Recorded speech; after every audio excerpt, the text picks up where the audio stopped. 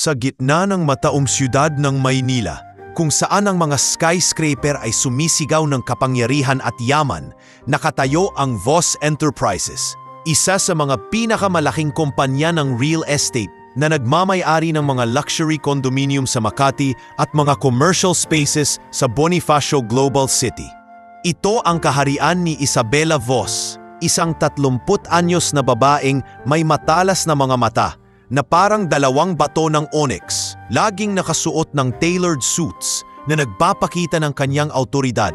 Ngunit sa likod ng kanyang matibay na ngiti sa mga board meetings, nagtatago ang isang sugat na hindi kailanmang gumagaling, ang pagkawala ng kanyang mga magulang sa isang trahedyang car accident noong siya'y 12 pa lamang. Lumaki siya sa isang maranyang bahay sa Forbes Park, puno ng mga imported na furniture at mga serbisyong tulad ng mga pribadong tutor at mga biyahe sa Europe. Ngunit ang biglaang pagkawala ng kanyang ama, ang tagapagtatag ng kumpanya, at ng kanyang ina ay nag-iwan sa kanya ng matinding takot. Ang pera ang tanging bagay na hindi mo maaaring mawala. Paulit-ulit niyang sinasabi sa sarili habang nakatitig sa city lights mula sa kanyang penthouse office. Ito ang aral na nagtatago sa bawat desisyon niya. Bawat kontrata, bawat merger ay hindi lamang negosyo, kundi isang sandigan laban sa kawalan ng kaligtasan. Si Isabela ay hindi lamang CEO. Siya ay isang mandirigma na laging handang magdepensa sa kanyang imperyo, kahit na ang presyo ay ang kanyang pag-iisa. Isang mainit na umaga ng Hunyo, dumating si Elias Torn sa lobby ng Voss Enterprises. Dala-dala ang kanyang lumang leather bag na puno ng mga resume at isang maliit na larawan ng kanyang ina, si Lourdes.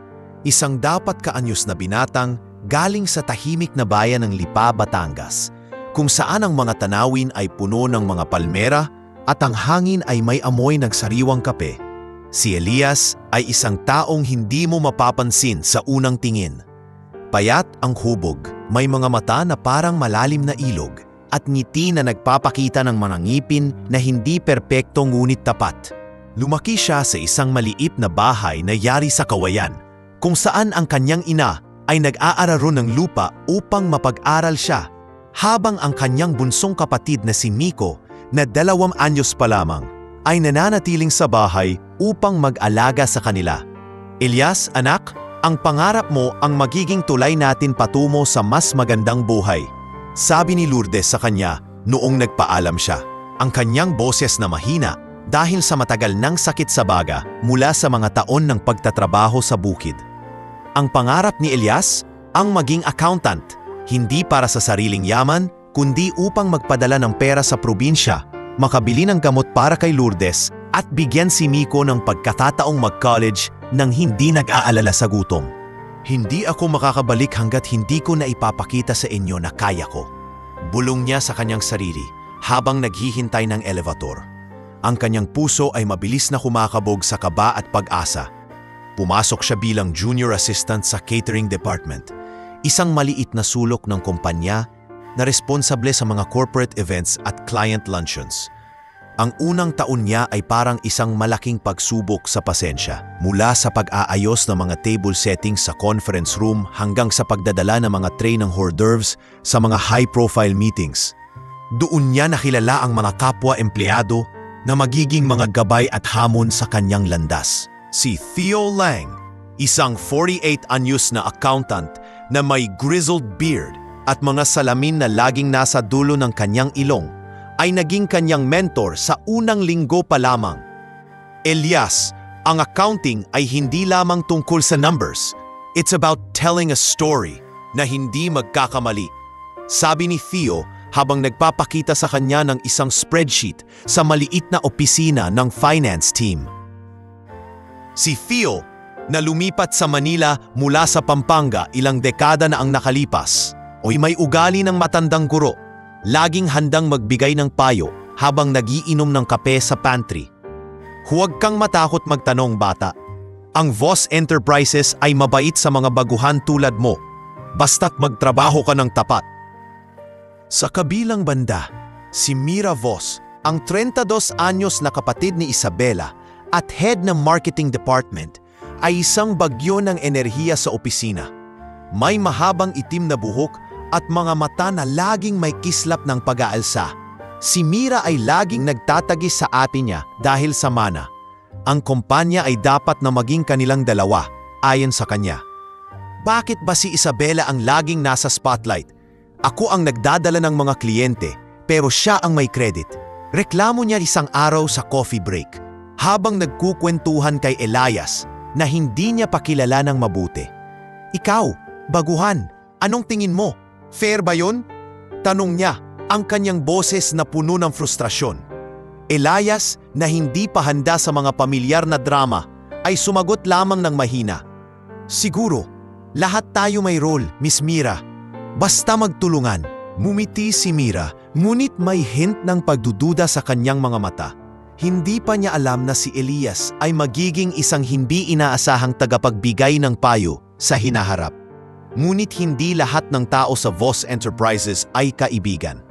Si Reginald Kane, ang 40 anyos na Executive Vice President na may perpektong suit at smirk na parang laging may lihim na plano, ay ang uri ng taong nagpapakita ng kanyang kapangyarihan sa pamamagitan ng pagpapabaya. Ambisyoso hanggang sa buto, si Reginald ay laging sinusubuang agawin ang atensyon ni Isabela sa pamamagitan ng mga flashy na proyekto.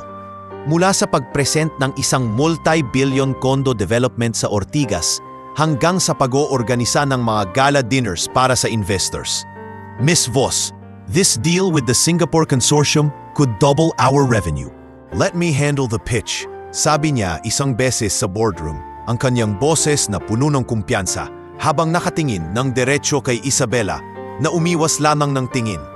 Ngunit sa likod ng mga ito, si Reginald ay may madilim na gilid.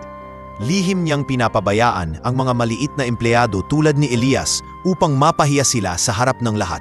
Isang araw, habang nagse-set up si Elias ng buffet para sa isang internal meeting, aksidenteng natapon ang isang pitcher ng juice dahil sa matulis na sulok ng mesa na hindi naayos. Ano ba yan, boy? Hindi ka ba marunong magtrabaho? Baka hindi ka na magtagal dito kung paulit-ulit yang kalokohan mo.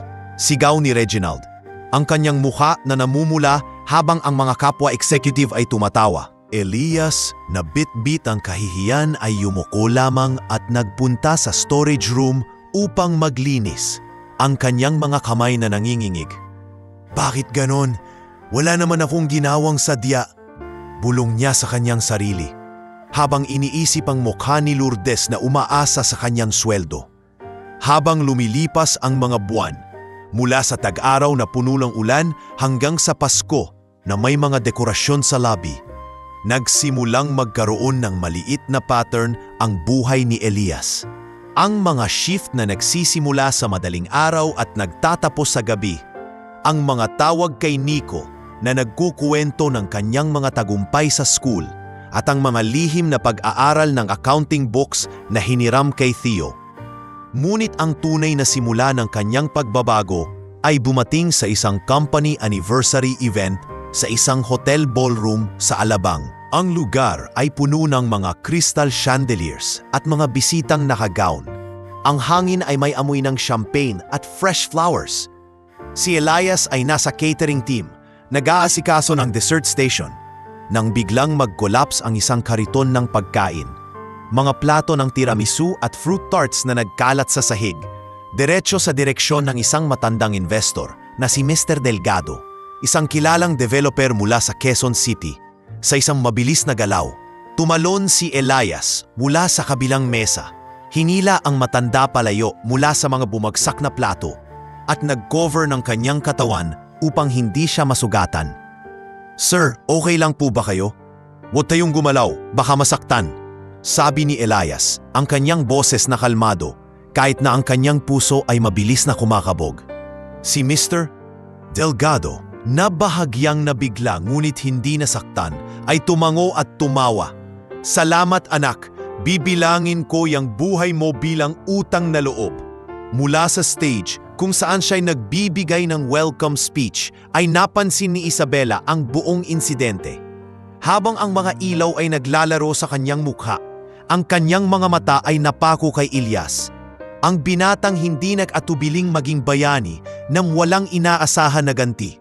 Sa sandaling iyon, sa gitna ng kanyang perpektong mundo ng kontrata at boardrooms, nagkaroon ng unang kislap ng paghanga sa kanyang mga mata. Sino yon? Tanong niya sa kanyang assistant habang bumabalik sa kanyang upuan. Ang kanyang boses na may bahid ng kuryosidad na hindi niya inaasahan. Ito ang simula, hindi ng pag-ibig, ngunit ng isang lihim na pagmamasid na magbabago sa lahat. Si Isabela, na laging nag-iisip ng pera at kapangyarihan, ay hindi alam na ang simpleng aksyon ng isang binatang mula sa probinsya ay magiging unang bitak sa kanyang mga dingding ng pag-iisa. At si Elias, habang nagliligpit na mga labi ng kanyang katapangan, ay hindi alam na ang kanyang mundo ay magsisimula ng magbago, isa-isang hakbang patungo sa hindi inaasahang kapalaran. Ang unang taon ni Elias sa Voss Enterprises ay nagdaan tulad ng isang mabilis na ulan sa tag-araw, puno ng mga hamon na nagpapabasa sa kanyang mga pangarap, ngunit hindi naman nagbabago ng ugat ng kanyang determinasyon. Ngayon, sa ikalawang taon niya, ang mga araw ay nagsimulang magkaroon ng isang bagong ritmo, isang lihim na pulso na hindi niya inaasahan. Ang opisina, na dating isang malaking maze ng mga cubicle at conference rooms na puno ng mga tunog ng printers at phone rings, ay nagsimulang maging isang lugar ng mga bulong at mga tingin na hindi sinasadya. Ito ang panahon kung saan ang mga dingding ng Voss Enterprises ay nagsimulang maging mas manipis, na nagpapahintulot sa mga emosyon na dumaan tulad ng hangin sa isang basag na bintana. Isang hapon ng Setyembre, habang ang buong Manila ay naghihintay ng unang ulan ng taglagas, ay nagtatagpo sila ni Isabela sa pantry, ang maliit na kuweba ng kape at instant noodles na naging kanilang hindi sinasabing santuaryo. Si Elias ay doon, naghihintay ng microwave upang painitin ang kanyang baon na adobong manok mula sa probinsya. Nang pumasok si Isabela na may hawak na thermos ng green tea. Ang kanyang buhok ay nakalugay, hindi ang karaniwang maayos na bun, at ang kanyang mga mata ay may mga guhitan ng pagod mula sa isang all-nighter na merger discussion. Mr. Thorne, bati niya, ang kanyang boses na mas malambot kaysa sa karaniwang tono niya sa meetings. Hindi ka ba nagugutom sa ganitong oras? Ang catering team ay laging busy, pero ikaw, parang laging may oras para sa sarili. Elias, na nagulat sa kanyang presensya, ay mabilis na tumumo. Ms. Voss, good afternoon po. Oo, medyo, pero mas okay na kaysa sa wala. Mumiti siya, ang kanyang ngiti na nagpapakita ng mga alaala ng kanyang ina na nagluluto ng adobo sa kanilang maliit na kusina sa Lipa. Doon nagsimula ang mga pribadong pag-uusap nila. Mga sandaling hindi mas mabibilang sa oras ng trabaho, ngunit sapat upang maging daan ng mga lihim. Sa mga sumunod na linggo, habang naghihintay ng kape o nag-aayos ng mga sugar packets, ibinabahagi ni Elias ang mga kwento tungkol sa kanyang buhay sa probinsya. Ang mga gabi na nagkukwentuhan sila ni Nico sa ilalim ng bituin, habang ang hangin ay may amoy ng sampagita. Ang mga pista sa bayan kung saan ang kanyang ina, si Lourdes, ay nag-aararo ng palayan, kahit na ang kanyang mga kamay ay puno ng mga peklat. Sa Lipa, Ms. Voss, ang pera ay hindi laging nasa bulsa, pero ang tiwala sa Diyos at sa pamilya, yun ang nagpapatibay sa amin, sabi niya isang araw, habang ang kanilang mga daliri ay aksidenteng nagdikit sa pag-abot ng creamer. Si Isabela, na laging nakatingin sa kanyang phone para sa stock updates, ay biglang tumigil. Tiwala. Isang bagay na hindi ko na naaalala mula nang mawala ang mga magulang ko. Bulong niya ang kanyang boses na parang basag na kristal. Doon niya nagsimulang magbunyag ng presyur mula sa Board of Directors na pinamumunuan ng kanyang tiyuhin na si Harlan Voss, isang 62 anyos na lalaki na may mukha na parang guho ng sinaunang estatwa, puno ng mga guhitan ng ambisyon. Si Harlan, na naging chairman pagkatapos ng pagkamatay ng ama ni Isabela, ay gustong-gusto siyang palitan. Laging nagpupumilit na ang babae ay hindi sapat para sa ganitong laki ng kumpanya. Bawat board meeting, Tio Harlan ay nagdadala ng mga numero na parang mga bala. Sabi niya, hindi ko madaan ang Q4 projections na kailangan ko nang mag-resign bago maging skandal. Sabi ni Isabela isang gabi, habang ang pantry ay walang tao maliban sa kanila. Ang kanyang mga mata ay may luha na hindi niya inamin at si Elias ay hindi alam kung ano ang sasabihin. Ngunit ang kanyang presensya, isang simpleng binata mula sa probinsya, ay nagbigay ng katahimikan na hindi niya kailanman naramdaman sa kanyang marangyang buhay. Habang ang mga pag-uusap na iyon ay lumalago tulad ng mga ugat sa ilalim ng lupa, si Theo lang ay nagsimulang magduda. Si Theo, na may mga taon ng karanasan sa pagbasa ng mga spreadsheet at mga muka ng mga tao, ay napansin ang mga pagkakataon na nawawala si Elias sa kanyang desk o ang mga lihim ng ngiti ni Isabela sa hallway. "Elias, anak, mag-ingat ka," sabi niya isang tanghaling tahanang Oktubre, habang nagkukwentuhan sila sa smoking area na hindi naman nila ginagamit para manigarilyo. Ang mundo ng mayayaman ay puno ng mga paratang na walang katotohanan, mga tsismis na nagiging realidad sa isang iglap. Si Miss Voss, mabuti siya, pero ang kanyang mundo ay hindi para sa mga katulad natin. Ang payo ni Theo ay nagmumula sa kanyang sariling suga, isang dating pag-ibig na natapos dahil sa isang boardroom intrigue ilang taon na ang nakalipas. Samantala, sa buhay ni Elias, may bagong kabanata. Si Nico, ang kanyang dapat 9 anyos na kapatid na may mga mata na parang kopya ng kanya ngunit may higit na kislap ng kabataan, ay dumating sa Manila upang mag-aral ng culinary arts sa isang technical school. "Kuya, salamat sa pera mo. Hindi ko alam kung paano ko babawiin," sabi ni Nico sa kanilang unang pagkikita sa isang maliit na karinderya malapit sa Quezon Avenue. Ang kanyang mga kamay na may amoy ng bagong tinapay mula sa kanyang first job. Sa tulong ni Mira Voss na nakita ang potensyal ni Nico sa isang casual na pag-uusap kay Elias tungkol sa pamilya, ay naging intern siya sa catering department. "Ikaw, Elias, may talent sa pamilya mo. Si Nico na yan, papasukin ko sa next batch ng trainees. Pero sabihin mo sa kanya, walang paboritismo dito, trabaho lang," sabi ni Mira sa isang team huddle. Ang kanyang tono na matigas ngunit may init sa ilalim, may nagpapakita ng kanyang pagtatagal sa ating niya, ngunit pagmamahal sa mga underdog tulad naman ng magkapatid na Thorn. Ngunit hindi lahat ng buwan ay puno ng liwanag. Sa ika-4 na quarter ng taon, dumating ang unang malaking problema, isang financial audit na inaasikaso ng external firm, na nagiging isang bagyo ng mga akusasyon sa opisina.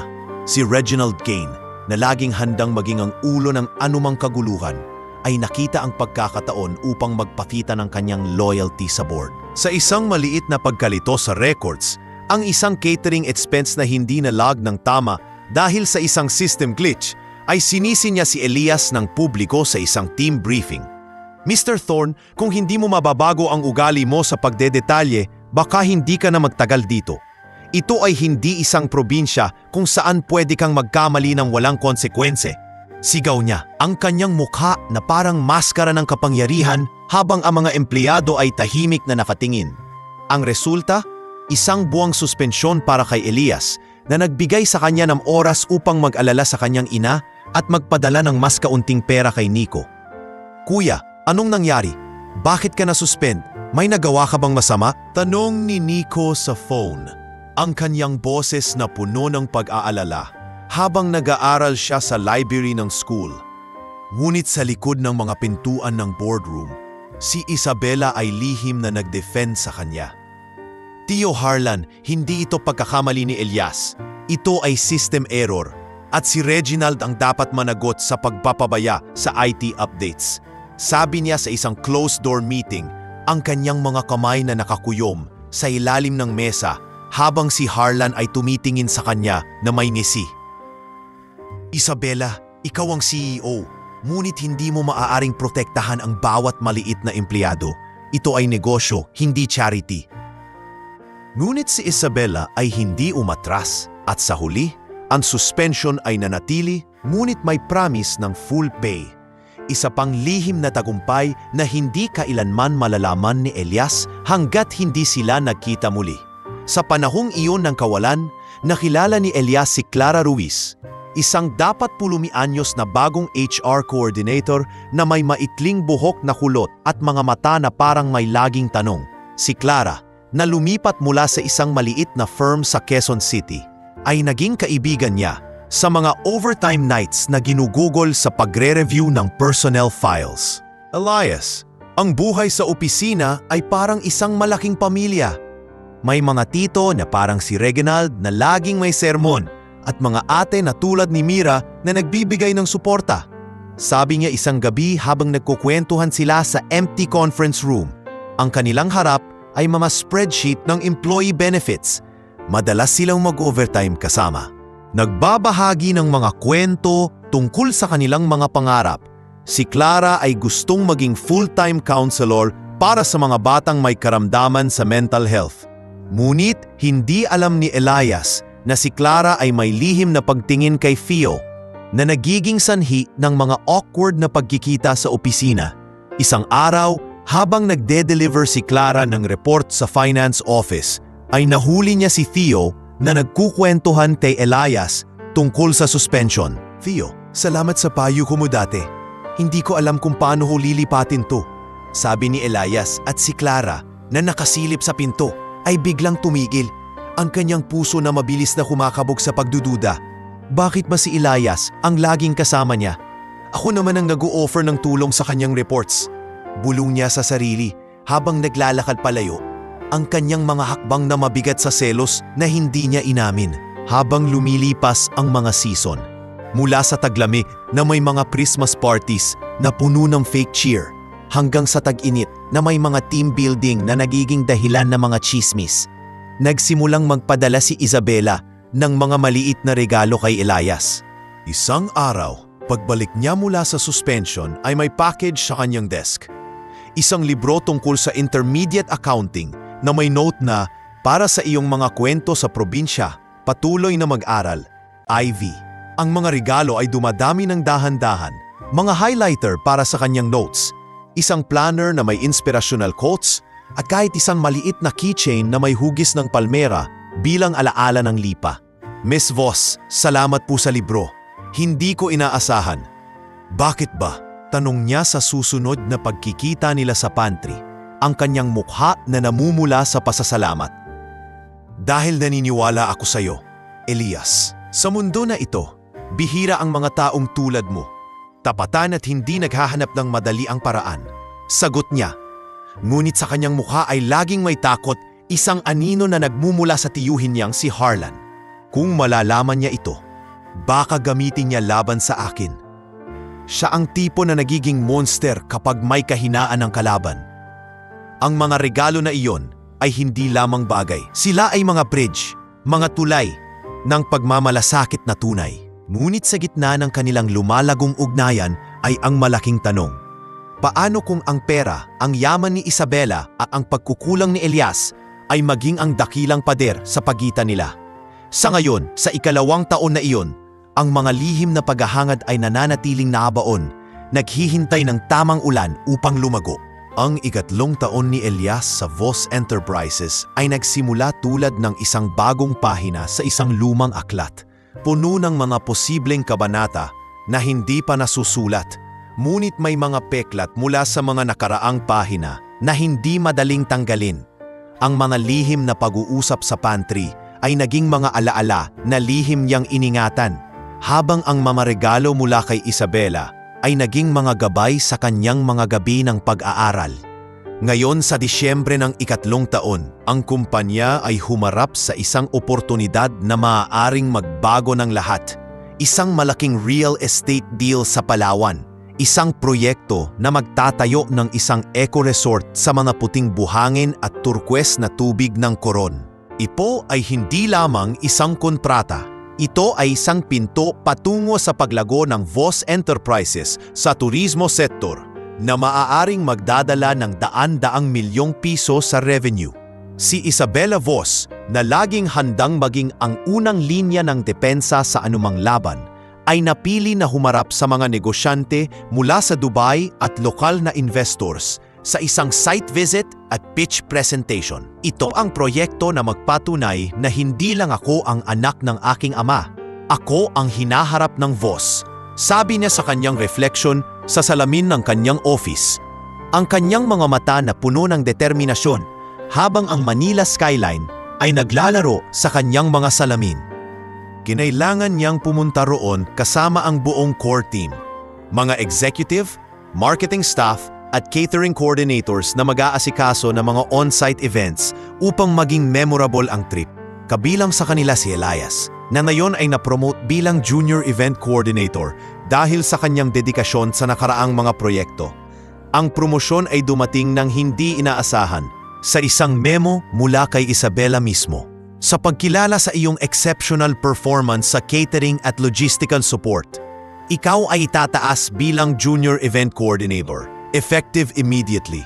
Si Elias ay hindi makapaniwala nang mabasa niya ito sa kanyang email, habang nagkukwentuhan siya kay Nico sa kanilang maliit na apartment sa Project 4. Uya, Junior Event Coordinator? Yun ang posisyon na nag-organisa ng mga big events.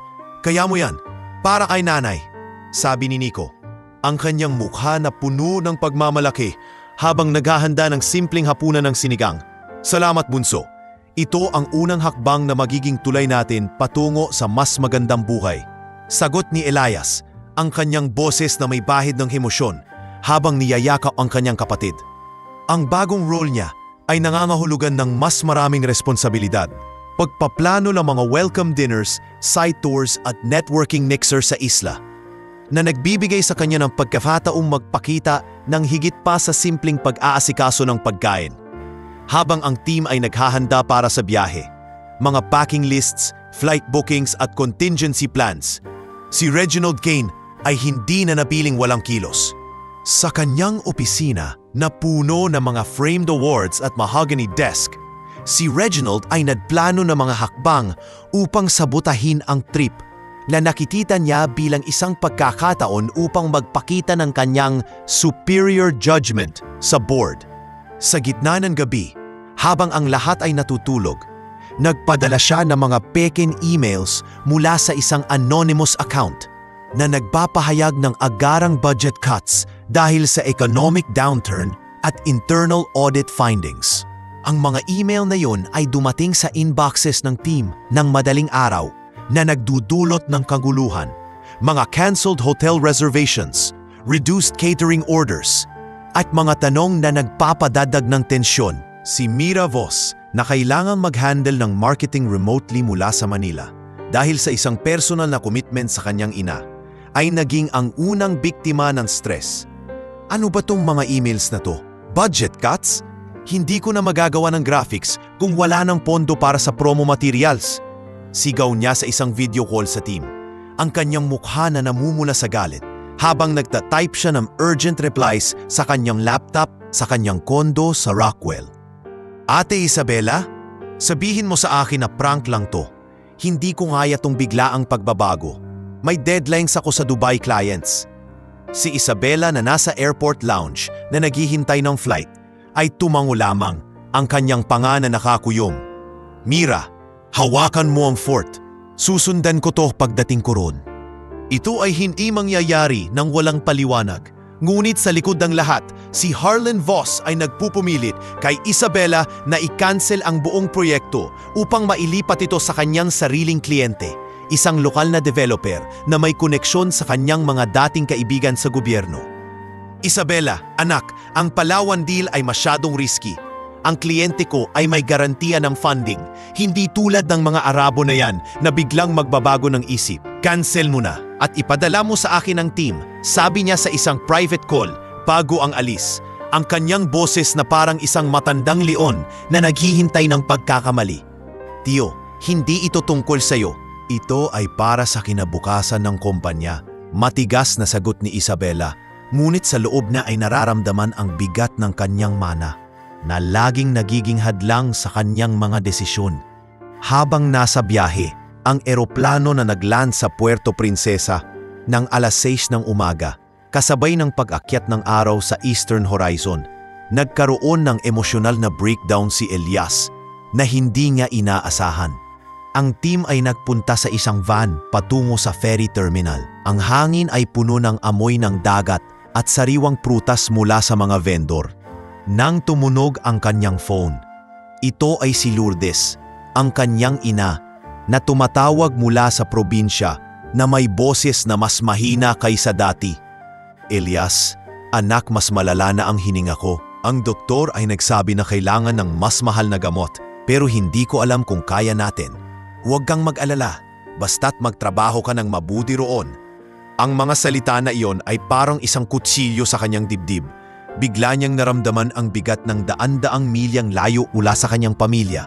Ang pag-asa na dinala niya sa Manila ay biglang nagiging kawalan. Sa likod ng van, habang ang iba ay nagkukwentuhan tungkol sa itinerary, si Elias ay umiyak ng tahimik. Ang kanyang mga kamay na nakatakip sa mukha upang hindi makita ng iba. Bakit ngayon pa? Hindi ko kaya. Paano ko sasabihin kay Nico? Bulong niya sa sarili. Ang kanyang isip na nagpapaubaya na mag-focus sa trabaho. Ngunit si Isabela, na nakaupo sa harap at nakarinig ng mahinang hikbi, ay hindi nag-atubili. Nang maguntog ang van sa isang rest stop para sa almusal, lumapit siya sa kanya. Elias, halika. Mag-usap tayo.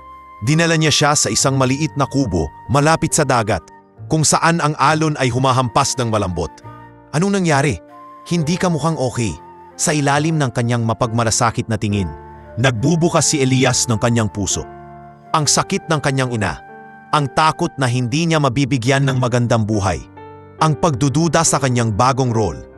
Miss Voss, parang lahat ng pinaghirapan ko, nawawala. Paano kung hindi ko kaya ang proyekto na to habang ganyan ang sitwasyon sa bahay? Si Isabela, na hindi sanay sa mga ganitong sandali ng kahinaan, ay yumakap sa kanya ng maikli. Ang unang pisikal na ugnayan nila na hindi aksidente. Kaya mo, Elias, at hindi ka mag-iisa. Pagdating natin sa yacht mamaya para sa team briefing, ikaw ang mag-aasikaso ng dinner. Huwag mong hayaang maging hadlang ang sakit. Gawin mong gasolina.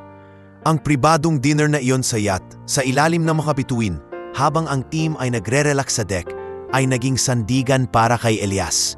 Salamat, Miss Voss. Hindi ko alam kung paano ko babawiin to. Sabi niya habang nagsaserve ng grilled lapu-lapu at fresh mango salad na ngiti na muling bumabalik. Wala kang utang sa akin. Ito ay para sa aping lahat. Sagot niya, ang kanyang tingin na may lalim na hindi pa niya iniuugnay sa pag-ibig. Sa gitna ng chaos ng biyahe, mga delayed ferries dahil sa mababang tide at mga last-minute changes sa schedule, si Theo Lang at Clara Ruiz ay nagsimulang maging opisyal na magkasintahan, isang liwanag sa dilim ng tensyon. Si Theo, na dating matipid sa emosyon, ay nag-surprise kay Clara ng isang simpleng proposal sa airport. Isang maliit na singsing na gawa sa pilak mula sa kanyang hometown sa Pampanga. Clara, sa gitna ng mga emails na to at budget cuts, naisip ko, hindi natin kailangang maghintay ng perpektong oras. Gusto kitang makasama, kahit saan, sabi niya, ang kanyang grizzled beard na nanginginig sa kaba habang ang team ay naghihintay ng boarding call. Si Clara, na dating nagseselos sa pagkakaibigan ni Theo kay Elias, ay tumango ng may luha sa mga mata. Theo, oo, sa lahat ng ito, ikaw ang nagiging anchor ko. Ang kanilang relasyon ay nagsimulang maging opisyal na yun, na nagiging inspirasyon kay Elias na nakita ang kanilang pag-iyak ng masaya sa van. Kuya Theo, congrats! Sana maging kami rin ni. Ano? Sabi ko ba? Biro niya. Ang kanyang puso na nagiging mas magaan sa pag-asa. Ngunit ang mabuting balita na yun ay dinadagdagan lamang ang selos ni Reginald na nakita ang buong eksena mula sa kanyang upuan. Sa halip na maging masaya, ginamit niya ito upang mag-spread ng chismis sa team chat. Looks like favoritism is alive and well. Personal relationships getting promotions? Watch out, folks. Ang mga mensahe na yun ay nagdudulot ng bulong-bulungan sa ferry na nagiging dahilan ng mga tingin na puno ng pagdududa kay Isabela. Miss, boss, totoo ba ang sabi-sabi? Bakit ba parang lahat ng mabuti ay sa diin? Tanong ng isang junior staff kay Mira sa video call na nagpapataas ng stress sa remote handler. Sa waas, pagdating nila sa Palawan, ang mga puting buhangin ng koron na sumasalubong sa kanila tulad ng isang pangarap na nagiging realidad.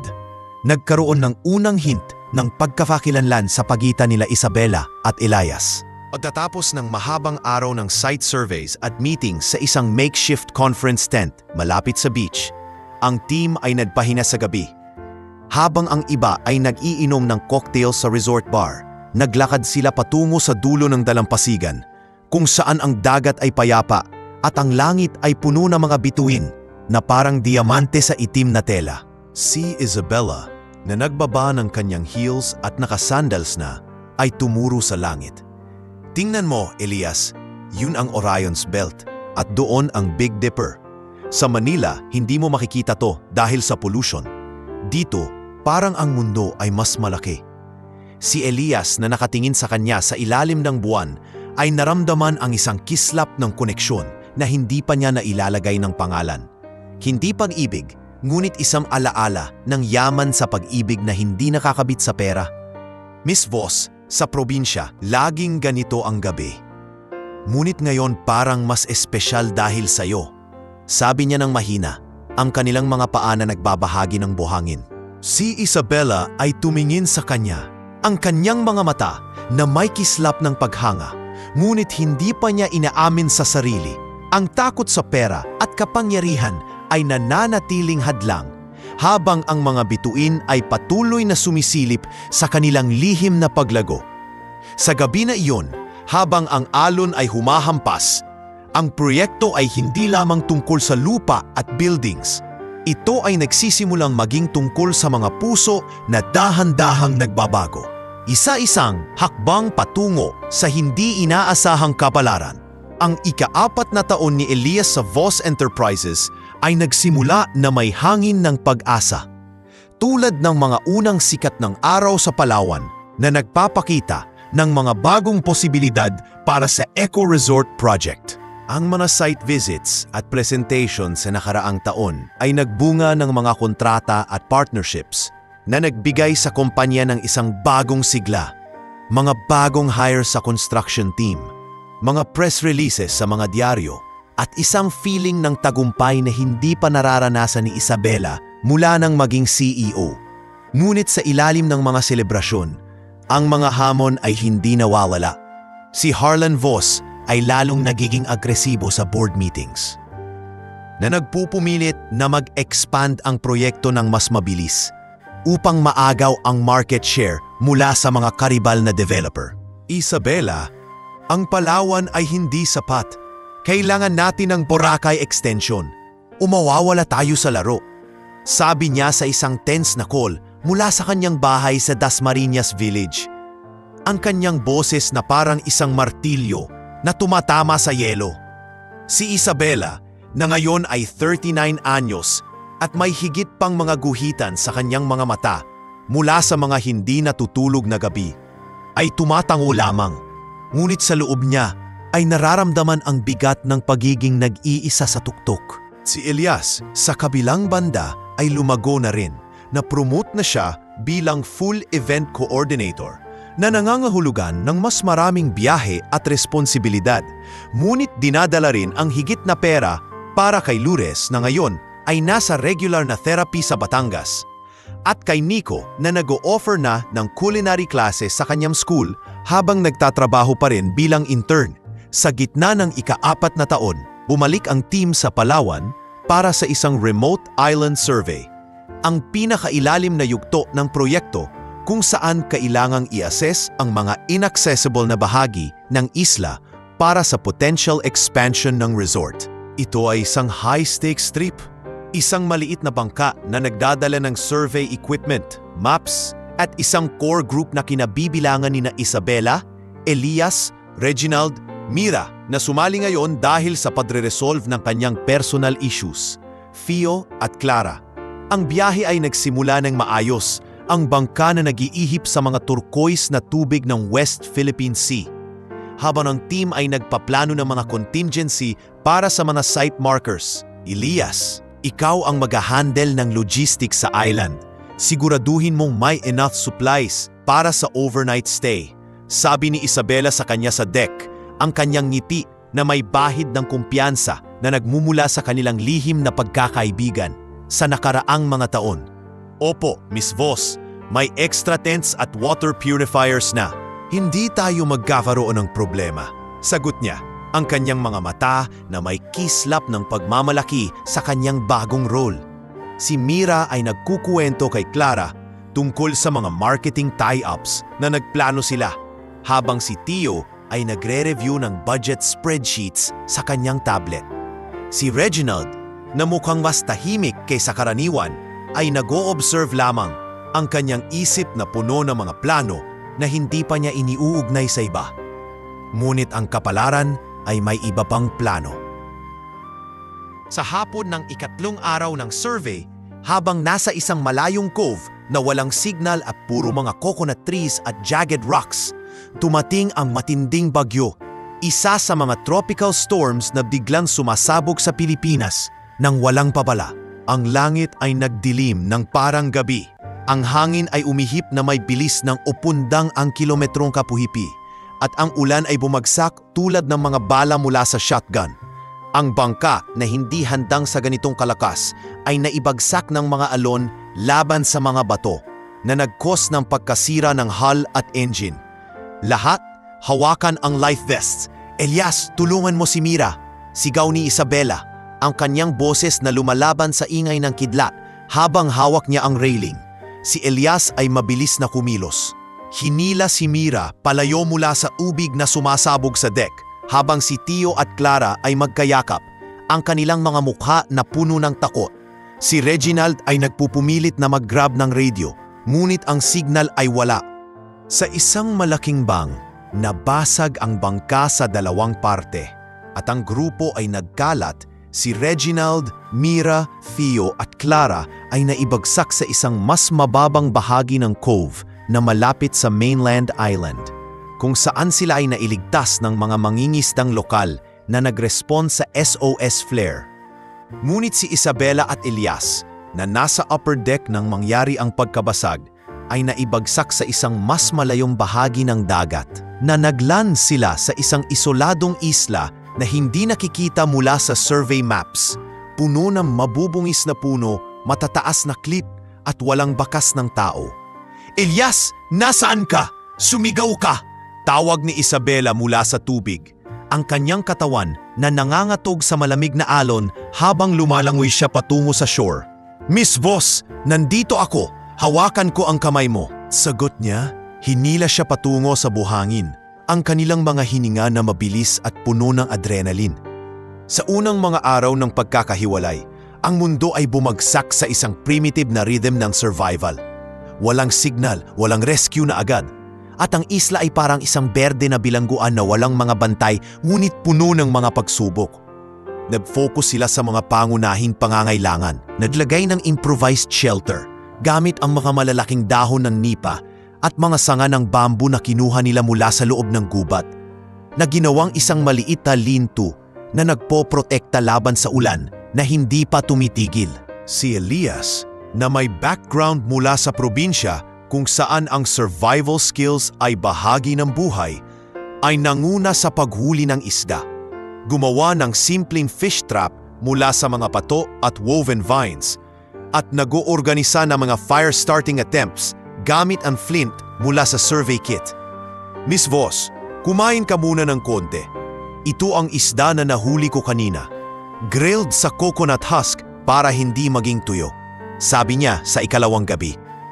Habang nagbabahagi sila ng isang maliit na bonfire sa loob ng shelter, ang apoy na nagbibigay ng kaunting init sa malamig na gabi.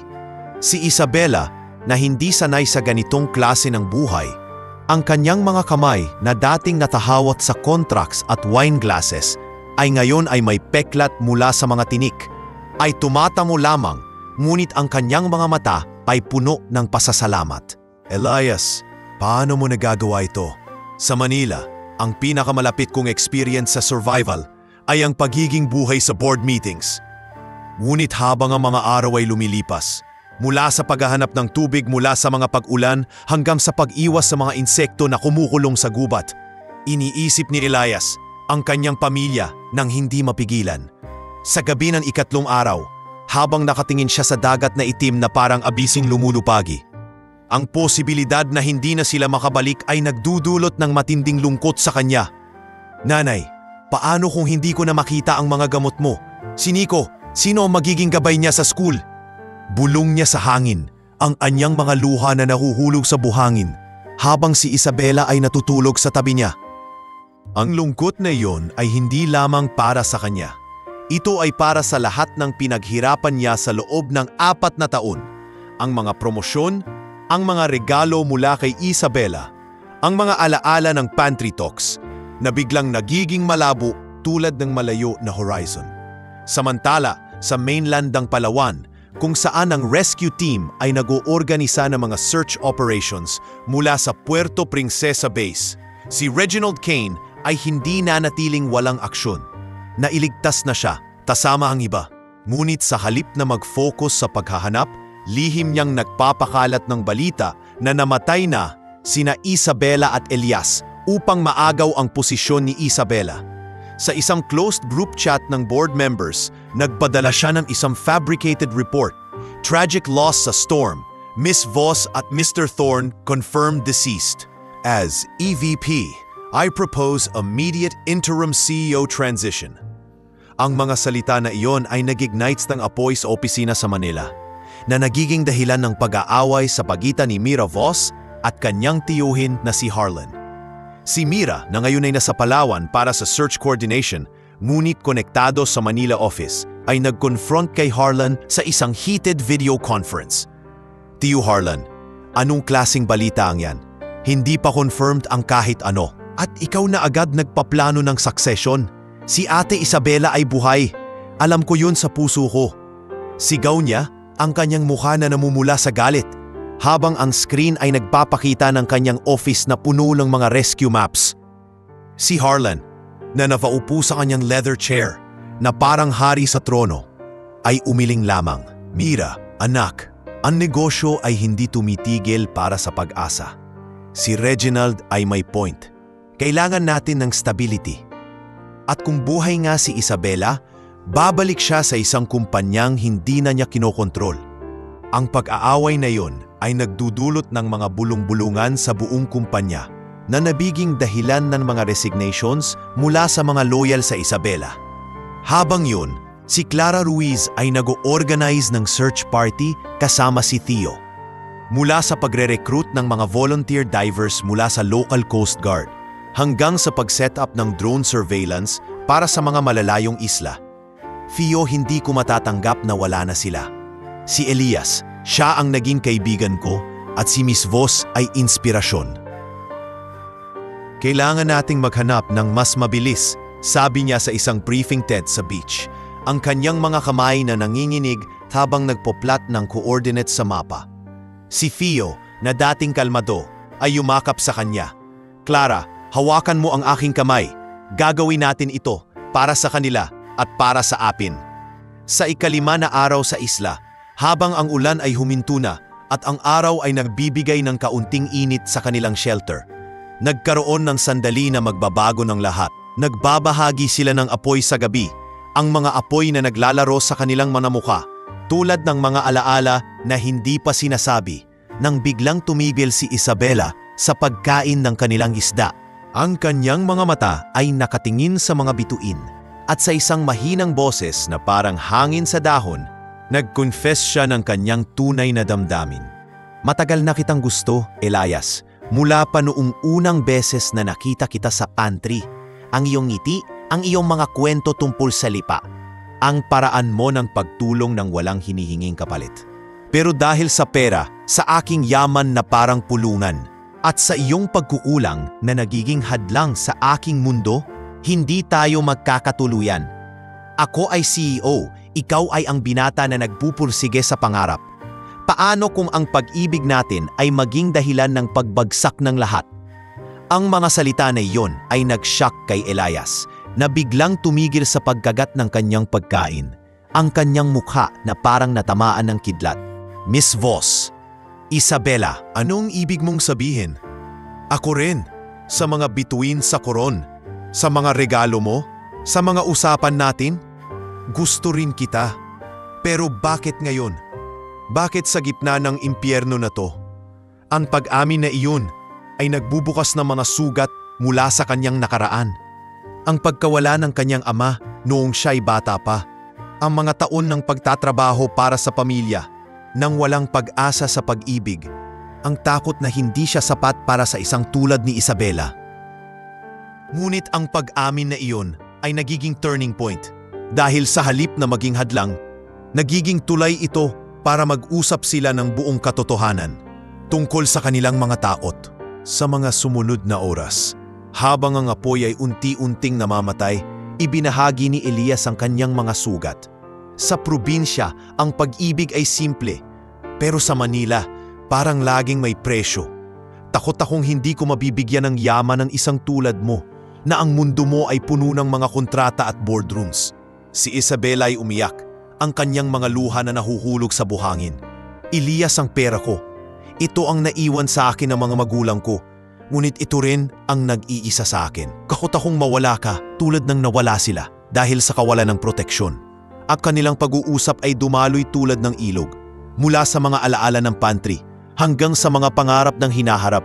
Walang mga maskara ng CEO at employee. Lamang dalawang tao na lumalaban para sa pag-asa. Habang ang mga side characters sa mainland ay nagpapatuloy sa kanilang sariling laban para sa ustisya.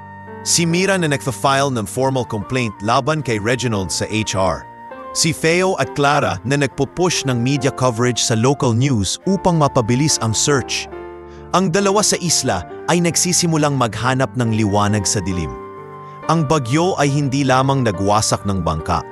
Ito ay nagbukas ng mga pinto ng mga puso na nagiging simula ng isang bagong kabanata na hindi na nakakabit sa pera, kundi sa tunay na pagkakaunawa. Sa gabi na yon, habang ang mga bituin ay sumisilip muli sa kanila, ang kanilang mga kamay ay magkatabi sa buhangin, hindi payakap, ngunit isang pangako ng pag-asa sa gitna ng kawalan. Sa ika-6 na buwan ng kanilang pagkakahiwalay sa mundo, ang isla ay nagsimulang maging hindi na lamang isang lugar ng survival, kundi isang tahanan na puno ng mga alaala na magiging alaala ng paglago. Ang signal fire ni Elias ay nagsimulang maging bahagi ng kanilang araw-araw na ritual.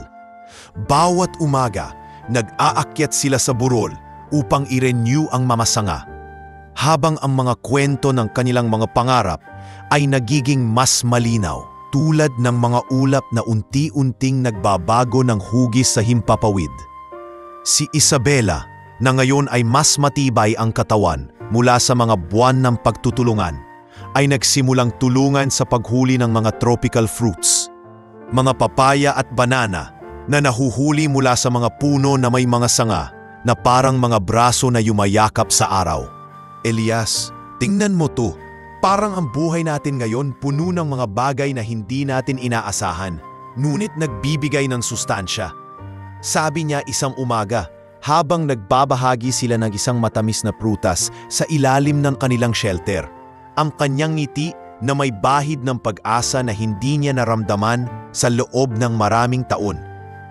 Si Elias, na ang mga mata ay lalong malalim mula sa mga gabi ng pag-iisip, ay tumango lamang. Ngunit sa loob niya ay nararamdaman ang isang bagong lakas.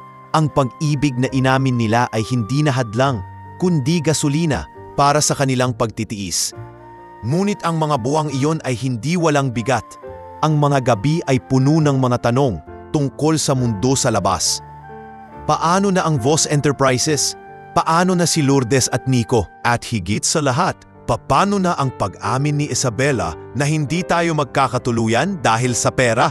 Ang sagot sa mga tanong na iyon ay dumating ng hindi inaasahan, tulad ng isang kidlat sa malinaw na langit. Sa ika-6 na buwan, sa isang hapon na ang dagat ay payapa at ang mga ibon ay kumakanta sa mga puno, narinig nila ang tunog ng mga rotor blades, mga helicopter na lumilipad mula sa malayo, na naghahanap ng mga senyales ng buhay sa gitna ng mga isla ng Palawan. Ito ay ang rescue team na pinamumunuan ni Theo Lang at Clara Ruiz na hindi tumigil sa paghahanap kahit na ang media coverage ay unti-unting nawawala at ang budget ng search ay nagiging mas maliit. Si Theo, na ngayon ay may higit pang grizzled beard mula sa mga buwan ng stress, ay nasa cockpit ng chopper, habang si Clara ay hawak ang binoculars sa passenger seat. Theo, tingnan mo! Yun ang signal fire. Sa gitna ng isla na yun. Ito na sila!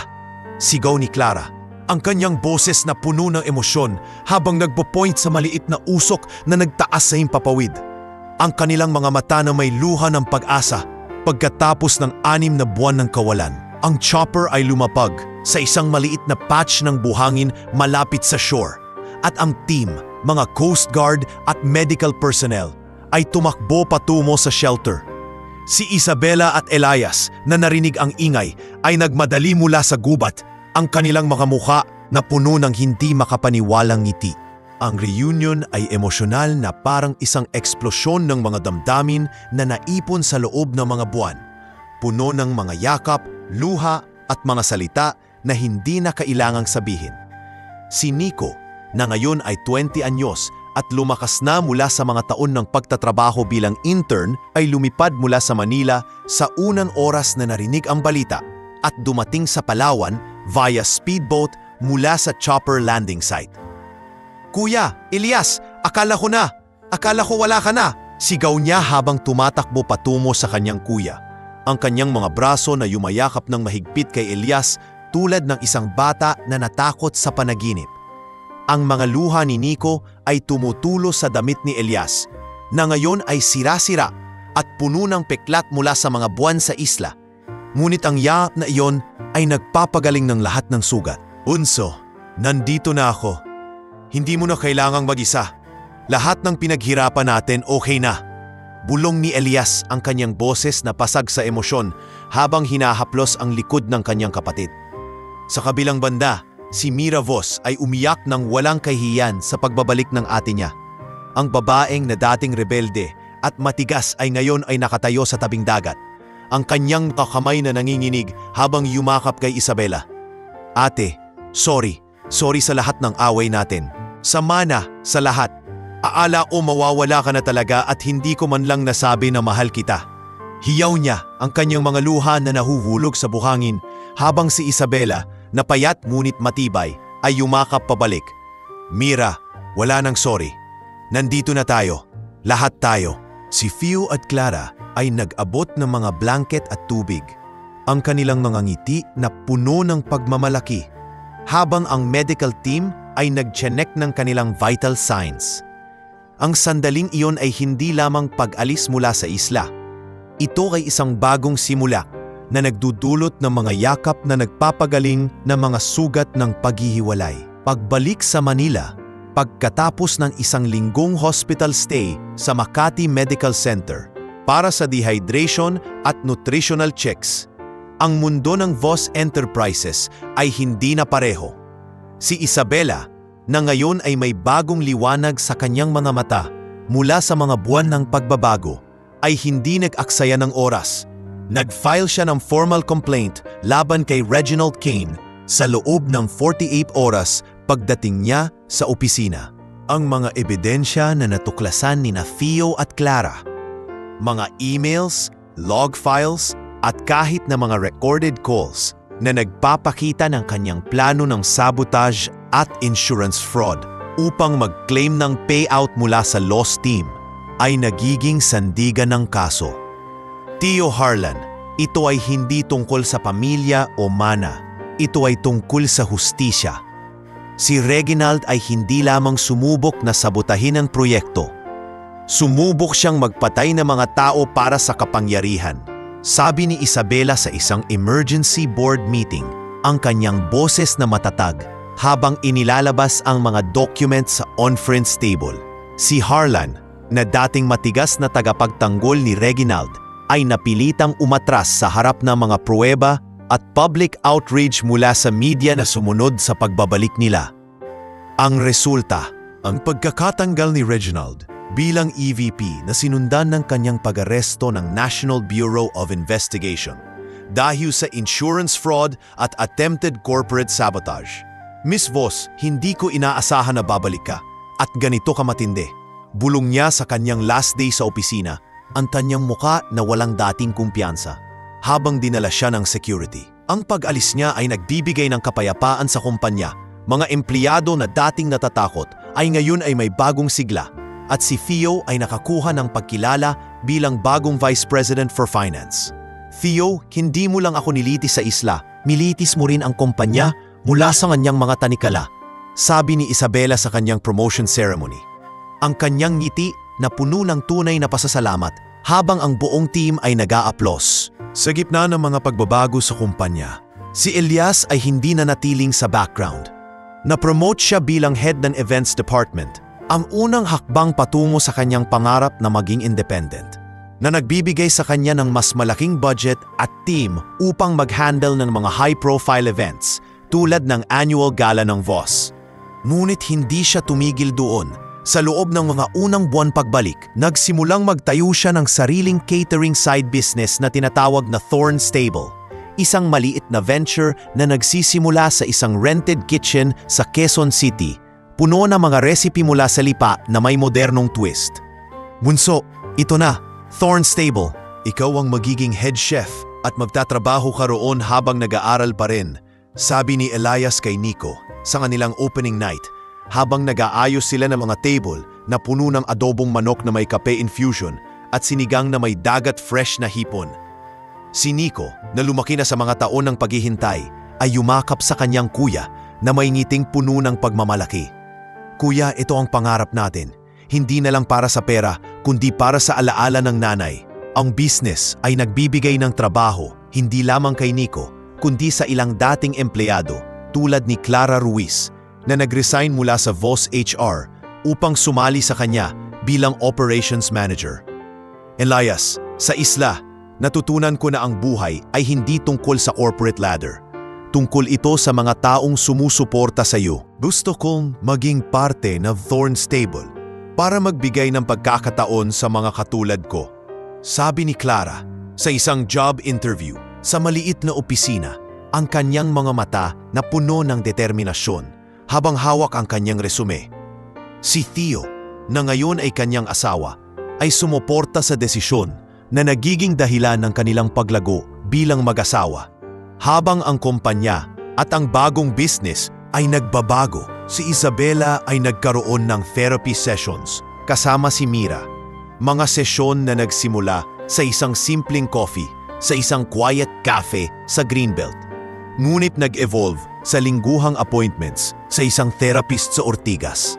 Ate, sa mga buwan na wala ka, naiisip ko, ang away natin ay hindi tungkol sa mana. Tungkol ito sa takot natin na mawala ang isa't isa tulad ng nawala ang mga magulang natin. Sabi ni Mira sa unang sesyon, ang kanyang boses na mahina habang hawak ang tasa ng latte, ang kanilang mga mata na may luha ng pag-amin. Ang mga sesyon na iyon ay nagiging dahilan ng pagkaka-reconcile ng magkapatid mula sa mga yakap na dating bihira hanggang sa mga tawag na pang-araw-araw na puno ng mga kwento ng buhay. Ito ay nagiging inspirasyon para sa pagbubukas ni Isabela ng isang foundation para sa mga batang walang magulang, ang Voss Legacy Fund, na nagbibigay ng scholarships, therapy at vocational training sa mga ilila sa mga probinsya tulad ng Batangas at Palawan. Mira, ito ang pagbabago ko. Mula sa takot sa pera patungo sa pagmamahal na hindi nakakabit sa mana. Ang foundation na ito ay para sa mga batang tulad ng dating ako at ikaw. May potensyal ngunit walang gabay. Sabi ni Isabela sa launch event ng foundation sa isang community center sa Lipa, ang kanyang boses na puno ng emosyon habang ang mga bata ay nag-aaplos. Si Lourdes, na ngayon ay mas malakas mula sa mga gamot na naipasa ni Elias, ay nakaupo sa front row na may ngiting puno ng pagmamalaki. Habang lumilipas ang mga taon, mula sa unang taon pagbalik na pulo ng pagbubuo hanggang sa mga susunod na taon na may mga bagong hamon tulad ng pandemic na nagdulot ng mga virtual events para sa Thorn Stable. Nagsimulang mag-date sina Elias at Isabela ng dahan-dahan na walang impluwensya ng kumpanya. Ang kanilang unang date ay isang simpleng walk sa Luneta Park.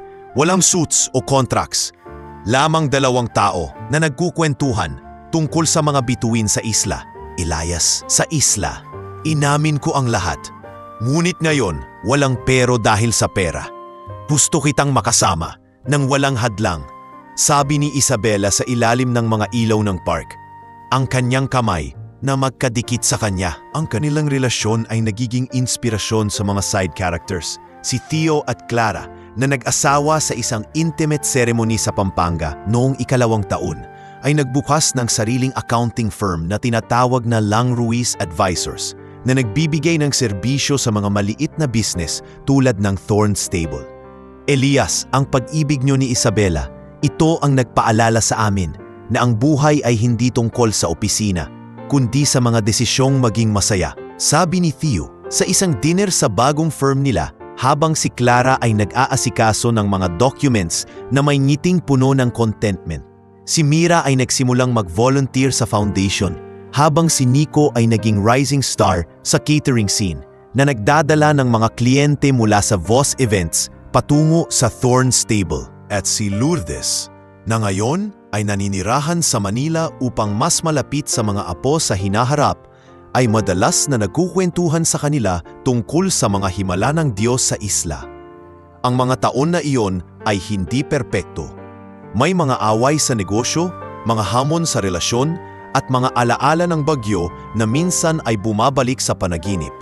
Ngunit ito ay puno ng paglago, na nagpapakita na ang tunay na pag-ibig ay hindi nangyayari sa isang iglap, kundi sa mga hakbang na dahan-dahan mula sa survival patungo sa tagumpay.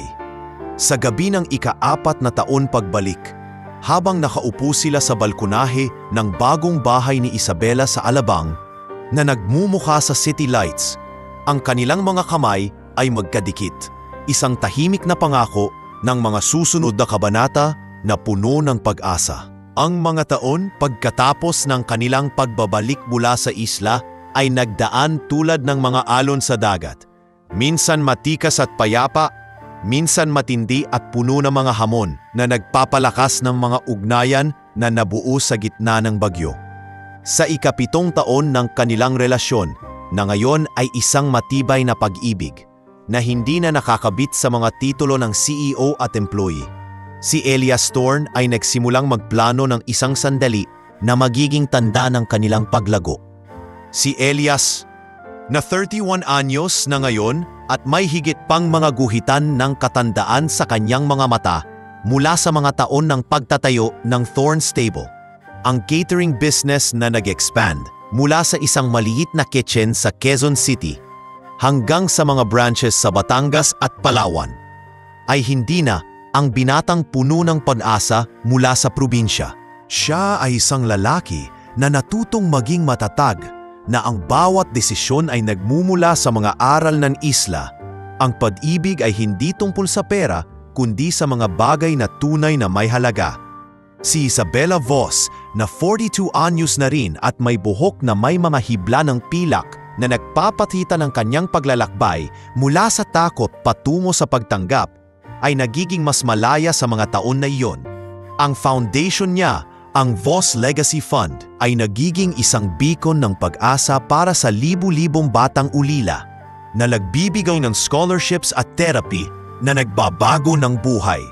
Ang kanilang pag-ibig ay hindi perpekto. May mga gabi na nag-aaway sila tungkol sa work-life balance o mga araw na ang alaala ng bagyo ay bumabalik sa panaginip ni Isabela. Ngunit ito ang nagpapatibay sa kanila, tulad ng mga ugat ng puno na lumalim sa lupa. Sa ika-7 taon, sa isang pribadong biyahe pabalik sa parehong malayong isla sa Palawan, kung saan sila natrap, na ngayon ay nagiging isang tahimik na eco-sanctuary na binili ng foundation ni Isabela bilang memorial site. Nagpropose si Elias kay Isabela sa gitna ng mga bituin na dating saksi sa kanilang pag-amin. Ang isla ay hindi na ang pareho. May mga maliit na pathway na ginawa mula sa recycled wood, mga puno ng coconut na nagbibigay ng lilim, at isang maliit na bonfire pit na nagpapaalala sa kanilang mga gabi ng survival. Si Elias ay naghanda ng lihim na nagdadala ng isang simple ring na gawa mula sa recycled materials mula sa kanyang business. Ang band ay yari sa pilak na na-recycle mula sa mga lumang catering tools na may isang maliit na bato na galing sa buhangin ng isla mismo na hinulma ng isang artisan sa Lipa.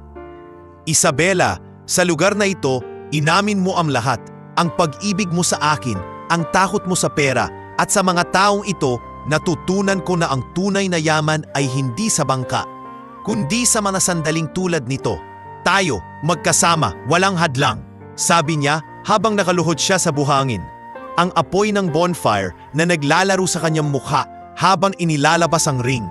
Ang mga mata ni Isabela ay lumawak sa gulat at emosyon. Ang kanyang mga kamay na nanginginig habang inaabot ang kanyang kamay. Elias, oo, sa iyo at sa atin. Ito ang paglago natin, mula sa pera hanggang sa tunay na halaga, sa pag-ibig na hindi nawawala kahit sa bagyo. Ang yatap nila sa gabing iyon ay puno ng mga luha at tawa, habang ang dagat ay humahampas ng malambot, isang melody ng pagwawakas sa mga hamon ng nakaraan. Ang proposal na iyon ay hindi lamang isang sandali ng romansa. Ito ay isang pahayag ng kanilang pagbabago, na nagpapahiwatig na ang pera, ang dating hadlang, ay ngayon ay tool para sa kanilang mga pangarap na magkasama. Ang kanilang kasal, na naganap ilang buwan pagtakatos ng proposal, ay naging isang malaking event na hindi lamang selebrasyon ng pag-ibig nila, kundi ng buong komunidad na nakatulong sa kanilang paglalakbay. Ginawa ito sa isang sprawling beach resort sa Batangas, kung saan ang Voss Legacy Fund ay nag-oorganisa ng mga community events na dinaluhan ng buong kumpanya ng Voss Enterprises. Mula sa mga junior staff tulad ng mga bagong catering assistants hanggang sa mga board members na dating kritikal.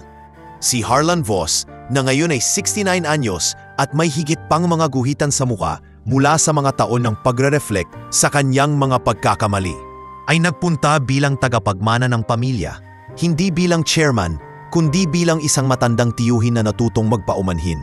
Isabela, Mira, sa araw na ito nakikita ko ang mga anak ko sa inyo, hindi sa mana, kundi sa pag-ibig na binigay niyo sa mundo. Pagpalain kayo ng Diyos, sabi niya sa kanyang toast sa reception, ang kanyang boses na basag sa emosyon, habang ang mga bisita ay nag-a-applause, ang kanyang mga mata na may luha na hindi niya inaasahan. Si Lourdes Thorne, ang ina ni Elias na gumaling na mula sa kanyang sakit sa baga, salamat sa mga advanced treatments na naipasa ng foundation, ay nagbigay ng blessing sa altar, ang isang simpleng wooden arch na puno ng sampagita at dahon ng nipa mula sa isla. Anak ko, si Elias at si Isabela, kayong dalawa ay hindi lamang nagpakasal. Kayo ay nagligtas sa bawat isa. Sa ngalan ng pamilya Thorne at ng lahat ng biyaya, pagpalain kayo ng walang hanggang panaibig, sabi niya. Ang kanyang boses na matatag ngunit puno ng pasasalamat habang hawak ang kanilang mga kamay na nagdudulot ng luha sa lahat. Mula kay Nico na umiiyak ng mahina sa tabi, hanggang kina Fio at Clara na nakatayo bilang ninong at ninang. Ang seremonya ay melodramatikong perpekto, ang dagat sa background, ang musika ng live band na nagpe-play ng mga awit mula sa probinsya, at ang vows ni Isabela na puno ng alaala ng isla. Elias, sa mga gabi ng gutom at takot, natutunan ko na ang tunay na kayamanan ay ikaw. Ang iyong tapat na ngiti, ang iyong mga kamay na nagligtas sa akin hindi lamang sa tubig, kundi sa aking sariling dilim. Si Elias na nakabarong na may touch ng Batangas embroidery ay sumagot ng may ngiting puno ng pagmamahal.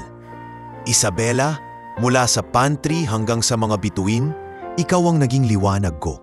Hindi na tayo magkakahiwalay sa pera o sa buhay. Ang reception ay puno ng tawa at kwento. Si Mira na nag-toast bilang maid of honor na nagkukwento ng mga childhood antics nila ni Isabela, at si Harlan na nagbibigay ng isang check para sa foundation bilang wedding gift, isang simbolo ng kanyang pagbabago. Sa mga taon na sumunod, ang kanilang buhay ay nag-bloom tulad ng mga bulaklak sa tag-araw, puno ng mga bagong simula na nagpapatibay ng kanilang pag-ibig. Si Mira Vos ay naging godmother sa kanilang unang anak, isang batang babae na pinangalanang Luna, pansamantalang sa mga bituin sa isla, na ipinanganak sa isang hospital sa Makati ilang buwan pagkatapos ng kasal. Ate, si Luna, parang ikaw noong bata pa, mga mata na puno ng kislap ng pag-asa. Ako ang magiging ninang na hindi magpapahuli sa mga kwento ng Vos legacy. Sabi ni Mira sa nursery, habang hawak ang maliit na kamay ni Luna, ang kanyang mga mata na may luha ng tuwa, habang si Isabela ay nagre-rest sa tabi. Samantala, si Nico Thorne ay naging successful chef sa business ni Elias, na nag-e-expand na ang Thorne Stable sa iba't ibang probinsya. Mula sa isang pop-up sa Boracay hanggang sa isang full restaurant sa Coron, na nagdadala ng mga fusion dishes na pinagsama ang Batangas flavors sa international twists. Kuya, ang business na ito, hindi na lang natin, ito ay para sa lahat ng nag-umpisa mula sa wala. At ang scholarships na nagbibigay tayo sa mga batang salipak tulad ng dati nating buhay, ito ang tunay na tagumpay, sabi ni Nico sa isang team meeting sa bagong branch sa Palawan. Ang kanyang apron na puno ng harina mula sa paghahanda ng bagong menu, habang si Elias ay tumatango na may ngiting puno ng pagmamalaki.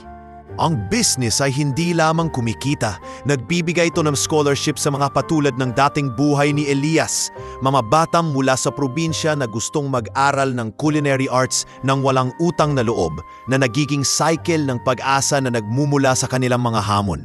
Sa ika-4 na taon ng kanilang pag-iisang dibdib, nagretiro si Isabela bilang CEO ng Vos Enterprises, hindi sa pagod, kundi sa pagpili ng isang buhay na mas balanse, na nag-focus sa foundation na nagiging kanyang buong mundo.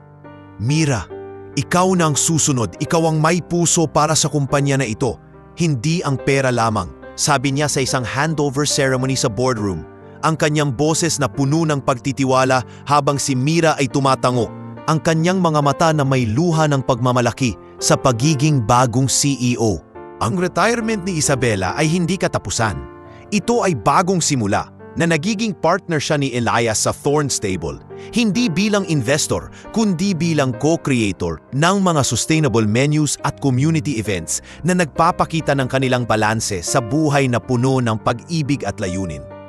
Elias, sa foundation at sa business mo, nakikita ko ang tunay na imperyo, hindi buildings, kundi mga buhay na binabago, sabi niya sa isang joint project launch sa Batangas. Habang nag-aasikaso sila ng isang charity dinner para sa mga scholars, ang kanilang mga kamay na magkadikit habang nag-o-oversee ng mga plato. Si Theo at Clara, na ngayon ay may sariling pamilya sa kanilang accounting firm, ay nagiging regular na kliyente at tagapayo, habang si Harlan ay nagiging volunteer sa foundation na nagbibigay ng kanyang koneksyon sa gobyerno para sa mas malaking grants. Ang buhay nila ay melodramatikong perpekto. Uno ng mga gabi na nagkukwentuhan sila tungkol sa isla, ng mga araw na naglalaro si Luna sa buhangin kasama si Nico, at ng mga sandali na ang pag-ibig nila ay nagiging aral para sa lahat. Sa wahas, sa ika-6 na taon ng kanilang pag-iisang dibdib, habang nakaupo sila sa balkonahe ng kanilang bahay sa Batangas, isa sa mga lumang bahay na binili ni Isabela at nire-renovate gamit ang recycled materials mula sa business ni Elias, na nagmumuka sa dagat na parang isang lihim na yakap. Naaalala nila ang mga hamon ng nakaraan bilang aral na ang tunay na yaman ay nasa mga taong minamahal. Ang balkonahe ay simpleng disenyo, mga wooden chairs na yari sa bamboo, isang hammock na swaying sa hangin, at isang maliit na table na may mga framed photos. Ang isa ng kanilang proposal sa isla, isa pa ng kasal, at isa ng Luna na tumatawa sa beach. Elias, tignan mo ang dagat. Parang ang mga taon natin, minsan matikas, minsan maalon, ngunit laging bumabalik sa himpapawid. Sabi ni Isabela, ang kanyang ulo na nakasandal sa balikat niya habang ang araw ay naglalubog, ang mga kulay na orange at pink na naglalaro sa tubig. Si Elias na hawak ang kanyang kamay, ang ring na recycled na iyon ay nagliliwanag sa ilalim ng mga huling sinag, ay tumango ng may ngiting puno ng kapayapaan. At ang mga hamon, ang bagyo, ang pera, ang mga pagkukulang, sila ang nagbuo sa atin. Ngayon, ang yaman ko ay ikaw, si Luna, ang pamilya natin, at ang mga taong nagbigay ng liwanag sa landas natin. Si Nanay, si Mira, si Teo, lahat. Habang ang mga alon ay humahampas ng malambot at ang mga bituin ay unti-unting lumalabas sa langit, ang kanilang mga mata ay nagkakapareho sa memorya ng isla. Ang gutom, ang takot, ang pag-amin na nagiging tulay. Ito ang payapang pagwawakas sa kanilang melodramatikong paglalakbay. Hindi isang fairy tale na biglang tapos, kundi isang kwento na patuloy na sumusulat, puno ng pag-ibig na tunay, ng mga aral na walang hanggan, at ng buhay na nagdudulot ng liwanag sa mga sumusunod na henerasyon. Sa gabing iyon, habang ang hangin ay nagdadala ng amoy ng dagat at sampagita, ang kanilang mga kamay ay magkadikit, isang tahimik na awit ng hanggang sa wakas na nagiging simula ng walang katapusang kabanata.